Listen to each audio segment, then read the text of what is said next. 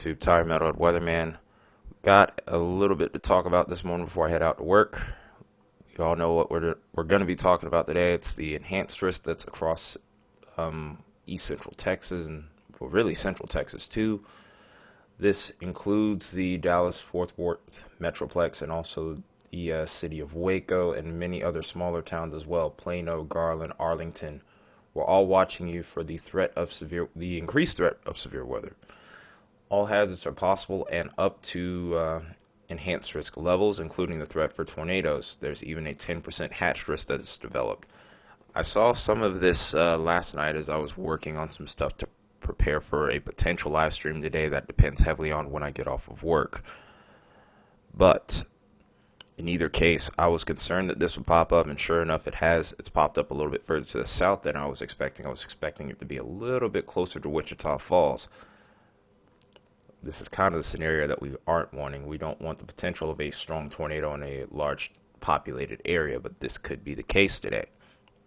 So anyone between this little corridor between Dallas, Waco, Arlington, Garland, and Plano, we want to make sure that you are weather aware today. That's going to be very important should conditions trend downhill.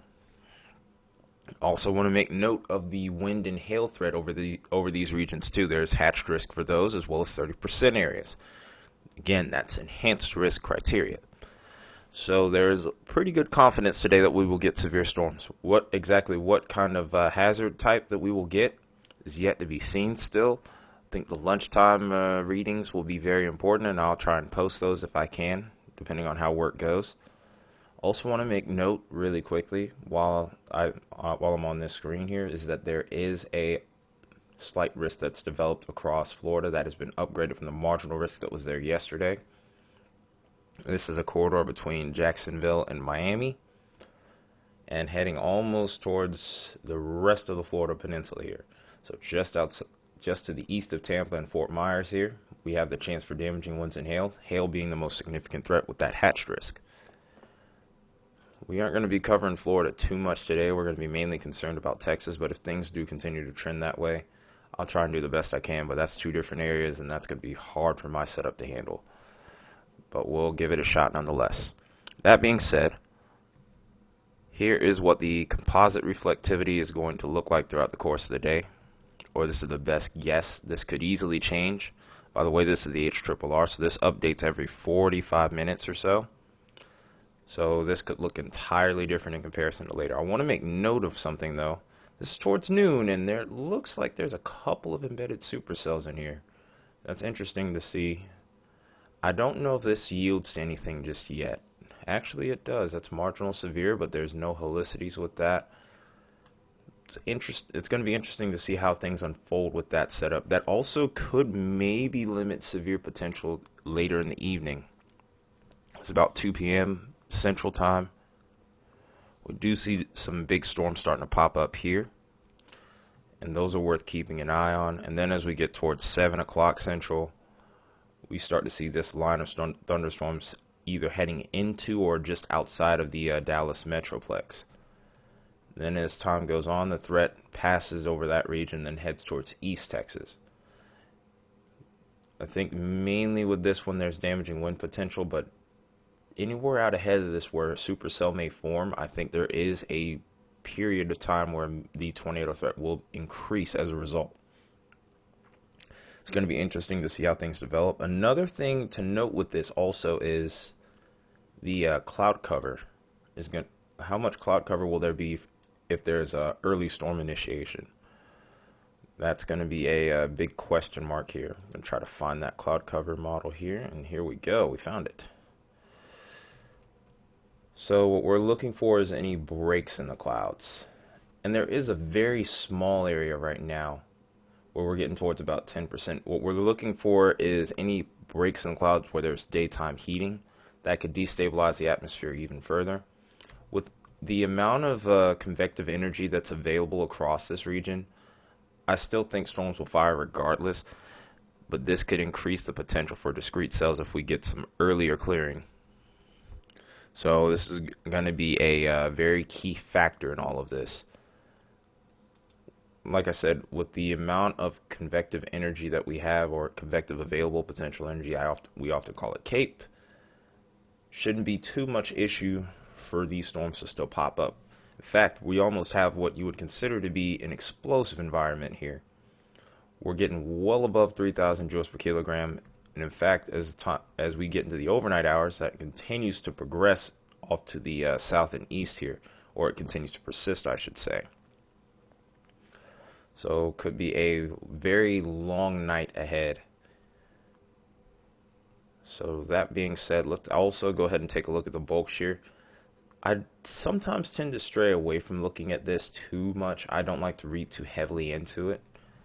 It's somewhat indicative of all levels of the atmosphere. This is more the low level stuff here that we're looking at. And this does seem to strengthen, but the timing of this is one thing I have a question about here. This is going to be a key factor to a lot of things, but here's the interesting thing. The timing of it when the bulk shear is strongest is nothing. I think by this point the front has passed here, so we may very well get spared, possibly. Hard to say right now, but it's something worth keeping an eye on. But then again, bulk shear sometimes isn't a great indicator of what's going on in the atmosphere. I think honestly towards 20Z is when I would be more concerned with the tornado threat, and there you go. The convective energy seems to be a little bit off here, whereas we would need probably a little bit higher values. These aren't impossible to get severe storms to pop off at 500 joules, but it's a lot less likely in comparison to a 3,000 joule environment. So like I said, timing is going to be key. If those clouds can break early, we could have some problems earlier in the day as well. So that being said, let's go ahead and look at the significant tornado parameter. This is going to be basically going to be a look at what tornado potential could be with varying ingredients. But just because you see higher numbers here does not mean storms are even going to develop over your area particularly. So don't read into this too heavily. What we want to see is a point of correlation. And this is probably where we're going to see it. This is where the values are a little bit higher. Slightly elevated hordeograph here. You can even see it reflected in the storm relative felicity. But nonetheless, there is potential for a tornado, maybe even a strong one. But again, when we look at the kinematics, the low level jets only reaching up to about maybe 20 knots. We're just barely scraping the surface of the minimum here. But even so, with prevailing parameters, we could still see a strong tornado nonetheless. Do I think it'll be long lasting? Most likely no. Do I think we're going to see a lot of supercells? Most likely no. Here's another higher SCP number. Is there a significant tag on it? Yes, there is. 4,000 joules per kilogram. There is a sounding here that has, or an analog here that has a significant supercell on here. So that's interesting. And this is probably one of the better soundings I've seen with this setup so far. Even so, not sure the validity behind it just yet. Seems like south of the Metroplex seems to be where the greatest threat of tornadoes would be. And I think that's going to be earlier into the evening. Here's that PDS tornado sounding I've been looking for. Dew points are ridiculous on this one. A couple more significant supercell soundings and also significant hail. Hail, I think, is going to be the greatest threat tonight still across Texas, even though there is a tornado threat with it. But I think for the most part, maybe just off to the west of Dallas could be the area I'm concerned with. That being said, that's just basically a look at what we have going on throughout the course of the night here.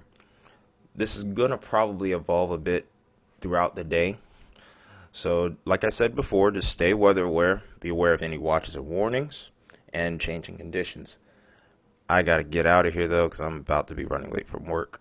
But this is Ty, your Metal Weatherman. I will see you guys later today. Don't forget to like, comment, subscribe, and then share. Hopefully, we can be live a little bit later. But until then, take care and have a good rest of your day. And, of course, stay weather aware.